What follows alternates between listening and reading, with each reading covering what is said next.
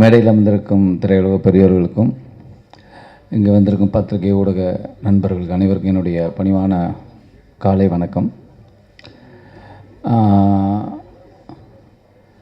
லாந்தர் M cinemas Saji அவரோட விடியுமுறை காத்திரு அப்படிங்கிற ஒரு படத்தில் நடித்தேன்.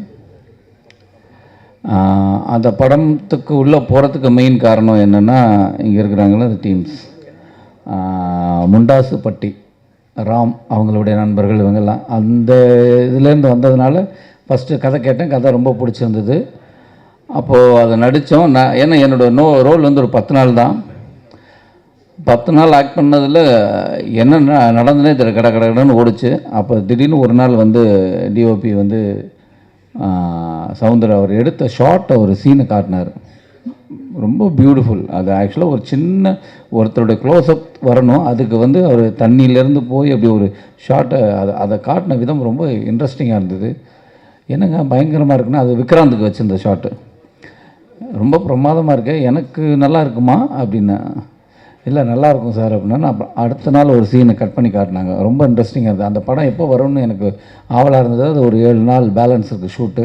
அந்த படம் எப்போ கூப்பிடுவாங்கன்னு ஒரு இருந்திருக்க டயத்தில் தான் சாஜி வேறு ஒரு படம் கமிட் ஆகி ஷூட் போகிறாரு அப்படின்னு. அப்போ ஒரு நாள் ஃபோன் பண்ணார். ஃபோன் பண்ணபோது நான் வாழ்த்துக்கள் தான் சொன்னேன். அடுத்த வாரம் ஷூட் போகிறீங்க, என்றைக்கு ஷூட் போகிறீங்க அப்படின்னா. இல்லை சார் நெக்ஸ்ட் வீக் போகணும், அதான் ஒரு பிரச்சனை. என்ன அப்படின்னா, இல்லை ஹீரோட டேட்டு அப்படின்னா, வேறு ஒரு ஹீரோ இருந்தது, அதனால் இப்போ எனக்கு இப்போ என்ன பண்ணும் அப்படின்னா, நான் பண்ணுமா அப்படின்னு. ஏன்னா எனக்கு ஃபோன் பண்ணும்போது நான் பண்ணணுமா அப்படின்னா. ஆமாம் சார் அப்படின்னா. அப்போ நான் கேட்டேன், ஏன் நீங்கள் முன்னாடியே வரல அப்படின்னு. இல்லை சார் உங்கள் சம்பளம் அப்படின்னு. அப்போ இப்போ எப்படி கொடுப்பீங்க அப்படின்னு. இல்லை அதான் அப்படின்னாரு. சரி, ஏன்னா ஒரு இயக்குனர் ஒரு படம் பண்ணி அது வெளியில் வரத்துக்கு அதுக்குள்ளேயே சுற்றிட்டு இருப்பாங்க. அந்த டயத்தில் அந்த படத்தை விட்டுட்டு இவர் வேறு இடத்துலையும் போய் அசிஸ்டண்ட்டாகவும் ஒர்க் பண்ண முடியாது. அந்த படம் எப்போ நடக்கணுங்கிறது. இப்போது கஷ்டப்பட்டு ஒரு படத்தை பிடிச்சிருக்காரு. சரி, அதுக்கு நம்ம என்ன பண்ணலாம், நமக்கு அப்படி ஒரு நிலைமைகள்லாம் வந்த விஷயந்தான். சரி, நான் பரவாயில்ல, அதை விட்டுருங்க, நீங்கள் என்ன சம்பளம் தரீங்களோ ஓகே நான் பண்ணுறேன், ஓகேன்னு சொல்லிடுங்க அப்படின்னா. அப்புறம் ப்ரொடியூசரை போய் பார்த்த உடனே ஜஸ்ட் ஓகே அப்படின்னா ஒரு அட்வான்ஸ் பண்ணாங்க. சின்ன சம்பளம் தான், ஓகேன்னு ஒத்துக்கிட்டேன். அதுக்கப்புறம் தான் கதையே கேட்டேன். அப்பா நாளான்னைக்கு ஷூட் போகிறீங்க, எனக்கு கதை என்னன்னு தெரியாது, கதையை சொல்லுங்கள், அப்போ தான் அதுக்குள்ளே ஏதாவது ட்ராவல் ஆக முடியும் அப்படின்னு. அதெல்லாம் தான் சார், நீங்கள் அப்படியே இருக்கிறது தான், அப்படியே வந்தால் போதும். நான் போலீஸ்னு ஐயோ போலீஸுங்கிற, நான் அதுக்கு ஒரு 3 மாதம் அப்படி டைம் கொடுத்தீங்கன்னா அப்படி வரலாம் அப்படின்னா. இல்லை சார், இது ரொம்ப நீங்கள் காமன் பீப்புள், காமன் மேன்லேருந்து இருக்கிற ஒரு போலீஸ் தான், நீங்கள் இப்படியே வந்தால் போதும். அப்படி தான் ஆரம்பித்தேன் ஷூட்டு. இப்போது இயக்குனர், கேமராமேன், ஆர்ட் டைரக்டர் தேவா, நடித்த நடிகர்கள், மியூசிக் டைரக்டர்ஸ், லிரிக் ரைட்டர், இப்படி இவங்களெல்லாம் நீங்கள் இந்த படம் பார்த்துட்டா அவங்களுடைய திறமைகள்லாம் வெளியில் தெரிஞ்சிடும். இவங்க எல்லாருக்கும் என்னால் வாழ்த்துக்கள் சொல்ல முடியும்.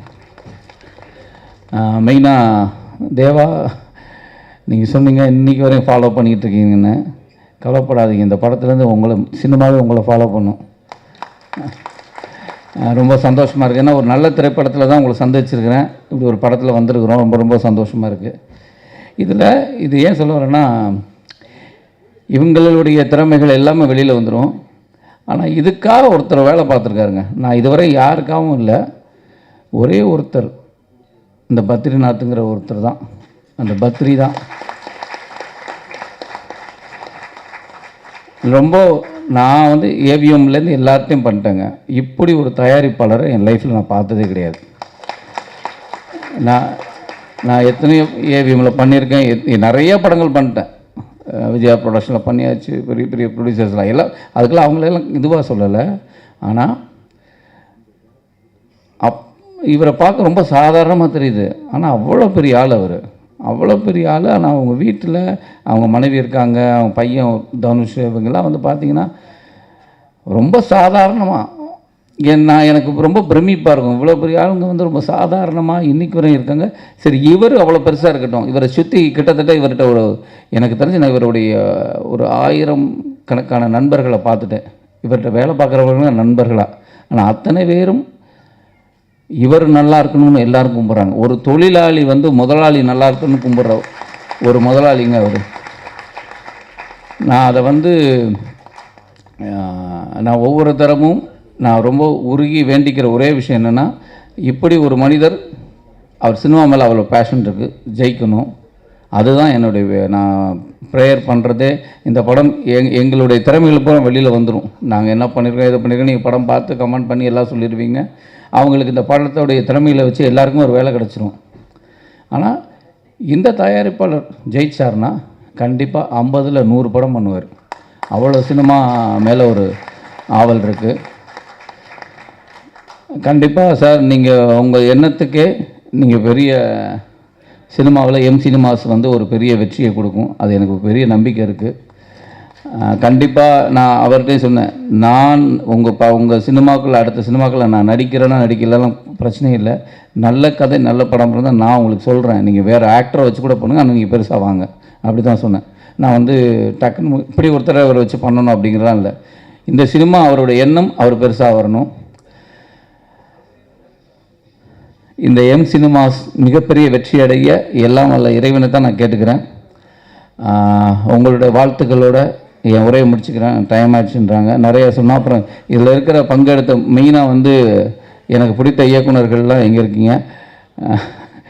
ரவி சார், ஆக்சுவலாக அவர் சொல்லணும், ராமு, ரவி, அப்புறம் சங்கர் 3 பேர் தான் முண்டாசுப்பட்டி நான் அந்த ஒரு ஷார்ட் ஃபிலிமை பார்த்து வர சொன்னால் 3 பேரும் வந்திருந்தாங்க. ஆனால் இந்த 3 பேருமே இன்றைக்கி ஒரு இயக்குநர்களாக இருக்கிறாங்க, அதுவும் மிகப்பெரிய இயக்குநர்களாக இருக்காங்க. அன்றைக்கி பார்த்தவங்க தான் அப்படியே தான் இருக்காங்க, நானும் அப்படியே தான் இருக்கேன். அந்த ஃபோட்டோ இப்போயும் பார்த்துட்டு இருக்கிறேன். எங்கள் 3 பேரும் எங்கள் வீட்டில் வச்சு ஒரு ஃபோட்டோ எடுத்தோம். 3 பேர்கிட்டே மாற்றம் இல்லை, ராமுட்ட தான் லைட்டாக மாற்றம் இருக்குது, கொஞ்சம் முடியெல்லாம் நிறைய வளர்ந்துருக்கு. மற்றபடி அப்படியே தான் இருக்கிறோம். உங்களுடைய நண்பர் படம் எடுத்திருக்காரு, அதுக்கு தேடி வந்தீங்க பாருங்கள், அது ரொம்ப சந்தோஷமாக இருக்குது. இங்கே அத்தனை இயக்குனருக்கும் என்னுடைய மிகப்பெரிய நன்றி. உங்கள் ஆசீர்வாதத்தோடு இந்த படம் துவக்கட்டும், நடக்கட்டும். நன்றி, தேங்க்யூ. எல்லாருக்கும் வணக்கம். ஸ்னேகா மாதிரி இருக்கேன்னு சொன்னதுக்கு ரொம்ப தேங்க்ஸ் சார். எங்கள் அப்பா எப்பவுமே என்னதே சொல்லிகிட்ருப்பாரு, ஸ்னேகா மேம் மாதிரி இருக்கீங்கன்னு. Thank you sir. லாந்தர், இரவின் அடையாளம், இது எனக்கு கெரியரையும் தாண்டி எனக்கு நிறைய நல்ல மனுஷங்களை தந்திருக்கு இந்த படம். என் வாழ்க்கைக்கு ரொம்ப பெரிய நிறைய நல்ல மனுஷங்களெல்லாம் தந்திருக்கு. அதுக்கு ரொம்ப பெரிய தேங்க்ஸ். ஃபஸ்ட் தேங்க்ஸ் நான் நிக்கில் முருகன் சார் கிட்டேருந்து ஸ்டார்ட் பண்ணணுன்னு நினைக்கிறேன். அவர் இல்லைன்னா நான் இந்த மேடையில் இல்லை. அவர் இன்ட்ரடியூஸ் பண்ணலன்னா எனக்கு இந்த லாந்தர் கிடச்சிருக்காது. So thanks to Nikhil Murugan sir. I'll be always thankful and grateful to you sir. அவர் எல்லா இன்டர்வியூவில் நான் சொல்லுவேன்னு சொல்லிட்டு இப்போ பின்னாடி போயிட்டாருன்னு நினைக்கிறேன். Thank you sir. எங்கே இருந்தாலும் அந்த தேங்க்ஸ் உங்களை சேரும். Next Saji Saleem sir. எனக்கு நான் போய் ஆஃபீஸில் பேசும்போது எனக்கு என்ன நரேட் பண்ணாங்க. நான் ஒரு தயக்கத்தில் இருந்தேன், சார் ஒரு தயக்கத்தில் இருந்தார். எனக்கு கேரக்டர் கிடைக்குமா அப்படின்ற தயக்கத்தில் இருந்தேன். சாஜி சாருக்கு இந்த கேரக்டருக்கு சூட் ஆவாங்களா அப்படின்ற தயக்கத்தை தாண்டி அந்த கேரக்டரில் ஒரு நரேஷனில் ஒரு ஒரு ப்ராப்ளம் போயிட்டு இருந்துச்சு. அதனால் சாருக்கு தயக்கம் வந்தது. So thank you sir, thank you for giving me Jaanu. Thank you so much sir. Cinema productions சொல்லும் போது எனக்கு ரொம்ப சந்தோஷமாக இருக்குது. ஃபஸ்ட் டைமாக இந்த மாதிரி ஒரு ப்ரொடியூசர்ஸ் கிடச்சிருக்கிறதுக்கு நான் ரொம்பவே கொடுத்து வச்சுருக்கணும். Vishnu sir, Badri sir and Ganesh sir, ரொம்ப தேங்க்ஸ். இந்த மாதிரி ஒரு ப்ரொடியூசர்ஸ் நெக்ஸ்ட் யாருக்காவது கிடைக்குமான்னு எனக்கு தெரில, எனக்கு கிடச்சிருக்கு. ரொம்ப தேங்க்யூ சார். அண்ட் தென் ஞான சௌந்தர் சம்சான், நான் அப்படி தான் கூப்பிடுவேன் அவரை. எனக்கு ஃபஸ்ட்டு எல்லாருக்கூடமே அவ்வளோவா பாண்டிங் இல்லை. ஃபஸ்ட்டு நியூ டீம் அப்படின்ற மாதிரி தான் இருந்தது. டைரக்டர் சார் கூட வைப் கனெக்ட் ஆகிறதுக்கு முன்னாடி எனக்கு சம்சான் கூட நல்ல வைப் கனெக்ட் ஆகிடுச்சு. க்யூட்டி பை அவர் அந்த மாதிரி தான் இருக்கும். Set was so jolly.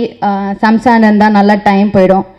Director sir அப்படி ஒரு கண் சிமிட்டுற நேரத்துக்குள்ளே ஃப்ரேமிங் பண்ணி லைட்டிங்லாம் பண்ணிவிடுவார்.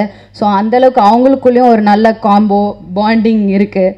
நிஜமாக தான் சார், நிஜமாக தான். கண் சிமிட்டுற நேரத்துக்குள்ளே லைட்டிங் பண்ணுவார் இந்த டிஓபி. நெக்ஸ்ட் எல்லோரும் இந்த டிஓபிக்கு வாய்ப்பு கொடுங்க. Next assistant directors Karthi bro, Vinodhini, Ganesh bro, மிச்ச எல்லா அசிஸ்டன்ட் டைரக்டர்ஸுமே ரொம்ப தேங்க்ஸ். டைரக்டருக்கு அசிஸ்டன்ட் டைரக்டர்ஸ் ரொம்ப சப்போர்ட்டிவாக இருந்தாங்க. டிஓபி எப்படி கண் சிமிட்ட நேரத்துக்குள்ளே மாற்றுவாரோ அந்த மாதிரி அப்படின்றதுக்குள்ளே எல்லா அசிஸ்டன்ட் டைரக்டர்ஸும் நெக்ஸ்ட்டு ப்ரிப்பேர் ஆகிடுவாங்க. அந்த மாதிரி போனதுனால தான் எங்களால் 23 டேஸில் முடிக்க முடிஞ்சது. So thanks, big thanks to directors. And hero of the show Praveen bro, உங்கள் மியூசிக் நான் பெரிய ஃபேன் ஆகிட்டேன். நான் தான் ஃபஸ்ட்டு ஃபேன் அப்படின்னு நீங்கள் வச்சுக்கலாம். ரொம்ப thank you sir. And lyricist Deva bro and Umadevi மேம்க்கு பெரிய தேங்க்ஸ். இவ்வளோ தூய தமிழில் நல்ல வார்த்தைகளோட பாட்டு கொடுத்ததுக்கு ரொம்ப ரொம்ப பெரிய தேங்க்யூ. அயல் பிறை எனக்கு பர்சனல் ஃபேவரட். ஒரு நாளைக்கு 10 தடவைக்கு மேலே நான் கேட்டுருவேன், அந்தளவுக்கு எனக்கு ரொம்ப பிடிச்சிருக்கு. Thanks to Sakthi Sri ma'am too. And then Vipin and Sahana.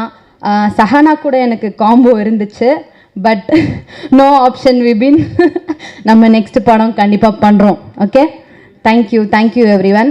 And media friends, நீங்கள் இல்லைன்னா நாங்கள் இல்லை. தேங்க்யூ, எங்களுக்கு எல்லோரும் சப்போர்ட் கண்டிப்பாக கொடுப்பீங்கன்னு நம்புகிறேன். லாஸ்ட்டாக ஒன்று சொல்லணுன்னு நினைக்கிறேன். என் ஃபேமிலி சரௌண்டிங்ஸ் எல்லாருமே நீ எப்படி வரப்போகிற, உனக்கு ஒரு பேக்ரவுண்டே கிடையாது, சினிமா பேக்ரவுண்டே உனக்கு இல்லை, நீ எல்லாம் எங்கேருந்து ஹீரோயின் ஆக போகிற அப்படின்னு சொல்லியிருந்தாங்க. அப்படி கேட்டவங்க இன்னைக்கு எப்போ படம் ரிலீஸ் ஆகுது, எனக்கு டிக்கெட் கிடைக்குமா அப்படின்ற மாதிரி கேட்குறாங்க. கண்டிப்பாக டிக்கெட் கிடைக்கும். ஜூன் 21 படம் ரிலீஸ் ஆகுது. எல்லாரும் படம் பார்த்துட்டு எங்களுக்கு சப்போர்ட் கொடுங்க. தேங்க்யூ, வணக்கம்.